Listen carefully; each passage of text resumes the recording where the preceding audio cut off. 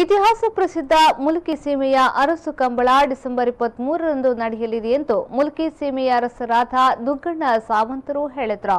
ಅವರು ಹಳೆಯಂಗಡಿಯ ಪಡುಪಣಂಬೂರಿನಲ್ಲಿ ನಡೆದ ಪತ್ರಿಕಾಗೋಷ್ಠಿಯಲ್ಲಿ ಮಾಹಿತಿ ನೀಡಿದರು. ಮುಲ್ಕಿ ಅರಸು ಕಂಬಳಕ್ಕೆ 400 ವರ್ಷಗಳ ಇತಿಹಾಸವಿದೆಯಾದರೂ ಅದಕ್ಕೆ ಪೂರ್ವದಲ್ಲೂ ಅರಸು ಕಂಬಳ ನಡೆಯುತ್ತಿತ್ತು ಎಂಬುದು ಗಮನಾರ್ಹ. ಡಿಸೆಂಬರ್ 23ರಂದು ನಡೆಯುವ ಕಂಬಳದಲ್ಲಿ 100ಕ್ಕೂ ಅಧಿಕ ಜೊತೆ ಕೋಣಗಳು ಭಾಗವಹಿಸುವ ನಿರೀಕ್ಷೆ ಇದೆ.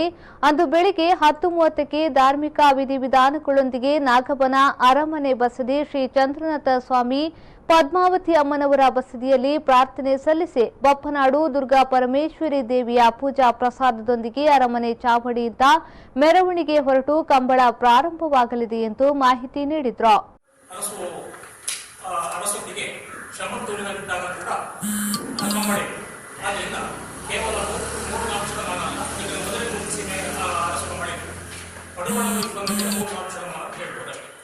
ಅಂತ ಒಂದು ಪ್ರಾಚೀನವಾಗಿರತಕ್ಕಂಥ ಐತಿಹಾಸಿಕವಾಗಿರತಕ್ಕಂಥ ಕಂಬಳ ಈ ವರ್ಷ ನಡೆಯುವಂತಹ ಈ ಸಂದರ್ಭದಲ್ಲಿ ನಮಗೆ 10 ವರ್ಷ ಲೆಕ್ಕದಲ್ಲಿ ಮುಲ್ಕಿಯ ಇತಿಹಾಸ ಏನಿದೆ, ಮುಲ್ಕಿಯ ಇತಿಹಾಸ, ಮುಲ್ಕಿ ಅರಮನೆಯ ಇತಿಹಾಸ ಮತ್ತು ಕಂಬಳ ಇದು ಒಂದು ಅವಿಭಾಜ್ಯ ಒಂದು ಚರಿತ್ರೆಯಲ್ಲಿ ಒಂದು ಅವಿಭಾಜ್ಯ ಅಂಗವಾಗಿ ಉಳಿದುಕೊಂಡು ಬಂದಿದೆ.